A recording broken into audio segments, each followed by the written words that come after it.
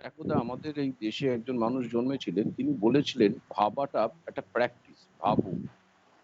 ভাবার প্র্যাকটিস করো। হুম, আমরা শব্দটা নিলাম না, আমরা কয়েনটা নিলাম। এটা একটা স্লোগান হয়ে গেল।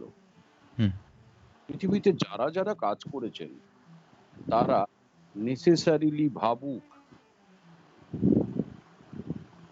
নেসেসারিলি ভাবুক।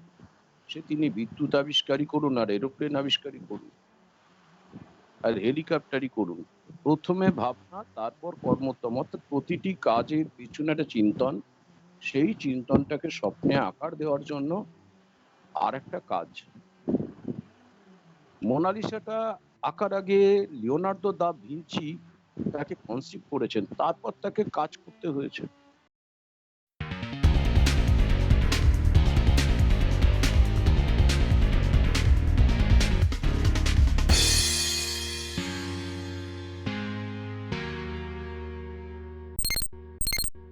অমিভূষণ মজুমদার একজন কথা সাহিত্যিক, তা তিনি মালদায় পোস্টেড ছিলেন। আমার দেখা একজন, মানে আমার পড়া একজন দেখা, এবং দেখাটাও বটে, পায়ে হাত দিয়ে প্রণামও। খুব কম লোককে আমি প্রণাম করেছি, হুম। খুব এই কম গল্পটা লোক। বলো বরং শুনি। হ্যাঁ। তো অমিভূষণ মজুমদারকে আমি যখন বললাম যে আপনি অযান্ত্রিক নিয়ে বলবেন, হুম, তো ওরে বাবা, আমি কি করে বলবো। হুম, প্রথমে বলেছিলাম আপনি মেঘে ঢাকা তারা নিয়ে একটু কথা বলুন না, একটা কিছু বলুন না। মেঘে ঢাকা তারা ম্যাগাজিনটা করছিলাম, তা বললো আমায় একটু সিনেমাটা দেখাবে। তা আমি একটা ভিএইচএস ক্যাসেট ওনাকে কুরিয়ার করি ঋতুবানের বাড়ি থেকে। হুম, তো আমি একটা লেখা চেয়ে অমিভূষণ মজুমদারকে বলি যে আপনি আমার একটা ছবিটা দেখুন, দেখে একটা আপনার এক্সপ্রেশন দিন। আপনার ঠিক কেমন কেমন, কোথা দিয়ে গেল, কি হলো। আপনি তো একজন কথা সাহিত্যিক, আপনার দেখা একরকম, আমাদের দেখা আর একরকম। প্রত্যেকটা মানুষের দেখা আলাদা, অনুভব আলাদা। 28 দিন বাদে একটা চিঠি এলো আমার নামে। সুন্দর ওই শুরুটা থাকতো ওদের আর কি, ওনাদের। মানে আগেকার দিনে আমরা বড়দের চিঠি লিখতে গেলে লিখতাম শ্রীচরণ কমলেশু, হুম, শ্রীচরণেশু, এইভাবে কথা হুম, লিখতাম। হুম। আমার দিদিমা লিখতেন সতী সাবিত্রী সমানেশু গীতা, মাকে চিঠি লিখতেন। আচ্ছা, क्या তো बात है! এই যে সম্বোধন, হুম, এর মধ্যে একটা একটা ইন্ট্রো থাকতো, মানে যেভাবে হুম, দেখা।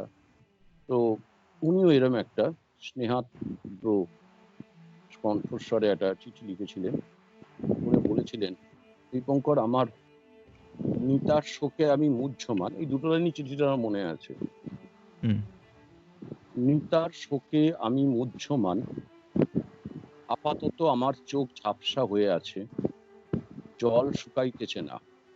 হুম, যতদিন না জল শুকাইবে, চোখের জল, ততদিন এ বিষয়ে কথা বলার অনধিকারী আমি। হুম, ঠিক একই কথা মহাশ্বেতা দেবী বলেছিলেন হুম, যখন ঋত্বিক ঘটক ইন্ডিপেন্ডেন্ট সংখ্যা করছি। আমি মহাশ্বেতার খুব ঘনিষ্ঠ হয়ে গেছিলাম by hmm, accident, by chance. হুম, তো তখন উনি বলেছিলেন, দেখো, মানে ভবাকে নিয়ে আমি কি বলবো, আমার কাকাকে নিয়ে তুমি আমায় মেঘে ডাকা তারা লিখতে বলছো, যতদিন না ভবা আনবাস হলো ঋত্বিক থাকবো। ঘটকের ডাকনাম। হুম, হ্যাঁ, তো মানে কাকা ভাইজি আর কি। হুম, তো ওরা যমজ বোন ছিলেন, ঋত্বিক আর প্রতীতি দেবী, ওরা যমজ বোন হুম, ছিলেন। হুম, তো একজনের নাম ভবি, একজনের নাম ভবা। হুম, আর এদের দাদা ছিলেন মনীষ ঘটক, হুম, যার আরেক নাম ছিল যুবনাশ্য ঘটক। হুম, তাকে নিয়ে আমার একটা 28 পাতার মানে লেখা আছে, কিন্তু সে লেখাটা 15 থেকে 30 মিনিটে তৈরি, কারণ আসল লেখাটা হারিয়ে ফেলি।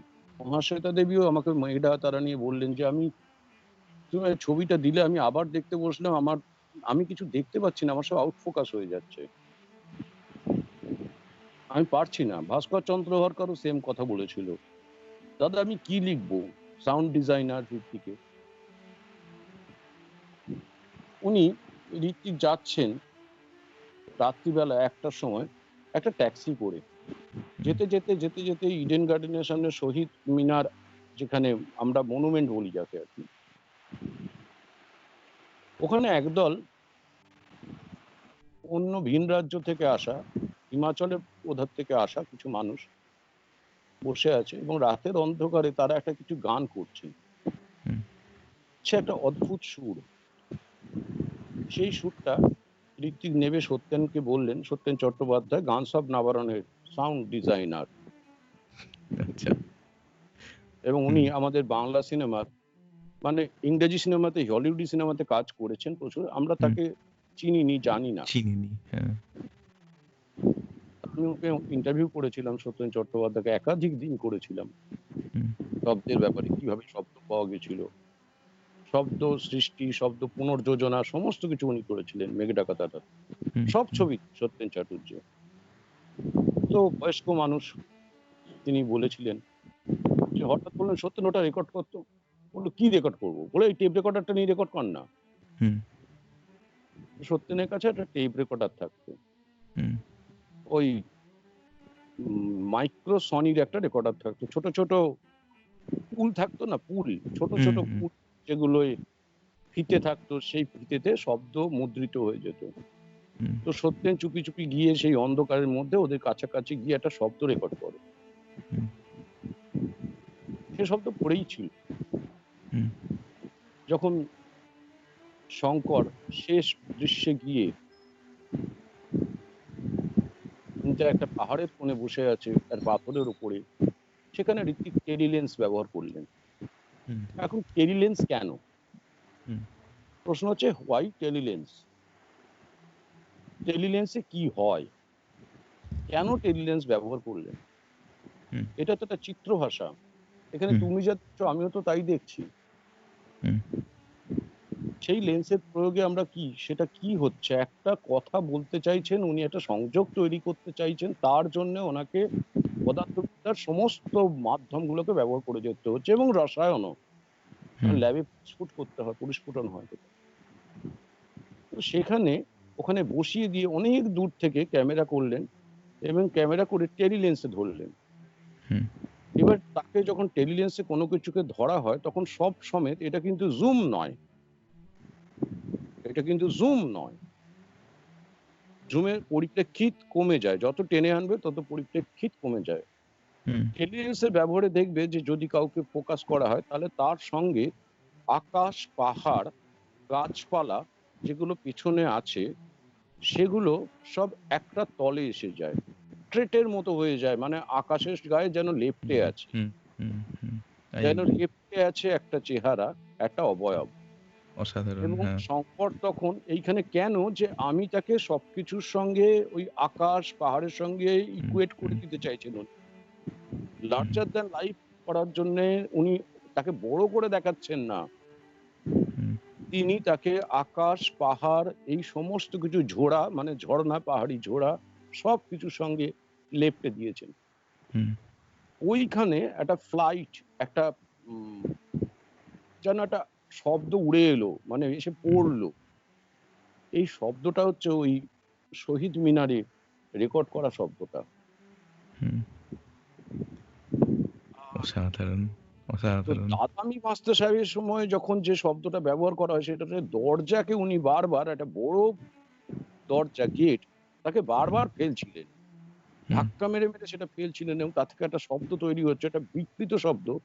হুম, সেই শব্দটা ডাইরেক্ট রেকর্ড করলো, তারপর তাকে ফেলে ইকো চেম্বারে ফেললো।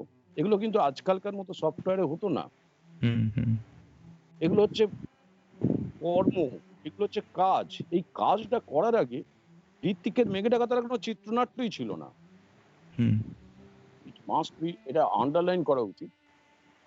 যেহেতু আমি জিনিসটা নিয়ে কাজ করেছিলাম আমি জানি ওর কোনো চিত্রনাট্য ছিল না। তুমি চিত্রনাট্যটা তৈরি করেছিলে ১ম বার। মানে হ্যাঁ, সিনেমা থেকে চিত্রনাট্যটা যেটা সিনেমা এখন দেখে পাওয়া দেখে যায়, দেখে ধরে চিত্রনাট্য বলাই যায় না যাকে আর কি। reconstitute মানে টা তোমার করা। মানে যেটা পাওয়া যায় এখন বাজারে ঋত্বিক ঘটকের স্ক্রিপ্ট বলে ওটা তোমার হ্যাঁ, করা। সেটা হচ্ছে সিনেমা দেখে দেখে করা। হুম, হুম, তো ন্যাচারালি তাকে কি বলা যায় তা আমি নিজেও জানি না, হুম, তাই কি নাম দেওয়া যায়। তারপরে এটা একটা রেওয়াজ চালু হয়ে গেল এইভাবেই। হারিয়ে যাওয়া জিনিসকে পুনরুদ্ধার করা, ছবি দেখে দেখে, ছবি দেখে দেখে। এখন পৃথিবীব্যাপী প্রচল এটা, মানে চলিত। তো ঋত্বিক যখন যাচ্ছেন ট্যাক্সি করে, তখন এটা বলেছিলেন রমেশ যোশী, সবাই সমর্থন করেছিলেন যে উনি যখন যাচ্ছেন, তখন যেতে যেতে যেতে যেতে তখন বলে যে, দাদা চিত্রনাট্য কোথায়? হুম। প্রডিউসারের কাছে যাচ্ছেন। তো পীযূষ কান্তি উনিও বলেছিলেন যে এটা পীযূষ ১০০ র কান্তি মধ্যে। সরকার? না, না, না, ইনি তো গায়ক। আচ্ছা, আচ্ছা, ইনি ছিলেন আচ্ছা। মানে প্রডিউসার। হুম, তো তখন চিত্রনাট্য কোথায়? চিত্রনাট্য পড়বেন যে প্রডিউসারের সামনে গিয়ে, এই সন্ধ্যে ৭:৩০ ৮টা।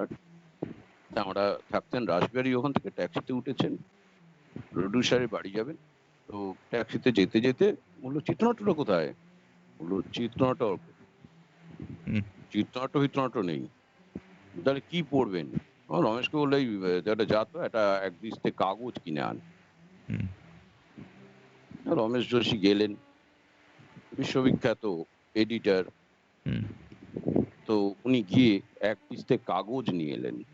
হুম, ঋত্বিক নিজেও বলেছেন এই কথাগুলো। তো কাগজটা নিয়ে এসে এবার কাকে যেন বললেন, যে সঙ্গে যিনি ছিলেন আর কি, মানে সম্ভবত সত্যেন চ্যাটার্জি, যেন ওর ৪-৫ জন ইউনিটের লোক থাকতো। ওগুলো ওপরে বড় বড় করে লিখতো, মেঘে ঢাকা তারা, বেশ ডিজাইন হুম, করে লিখ, হুম। বোল্ড লেটারে বেশ ঘন ঘন করে লিখ। বললো, দাদা হাত কেঁপে যাচ্ছে। বললো, কাঁপুক না, ওই কাঁপাটাই থাকবে। এবার ফ্রন্ট পেজ ওই দিস্তে কাগজের উপর এমন লিখলো যে উল্টো দিকে ছোপ পড়ে গেল।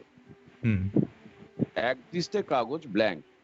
হুম, এবার সেখানে মোট পেছনে ৪ জন, সামনে ১ জন, ৫ জন উঠেছিল ওরা একটা হুম, ট্যাক্সিতে।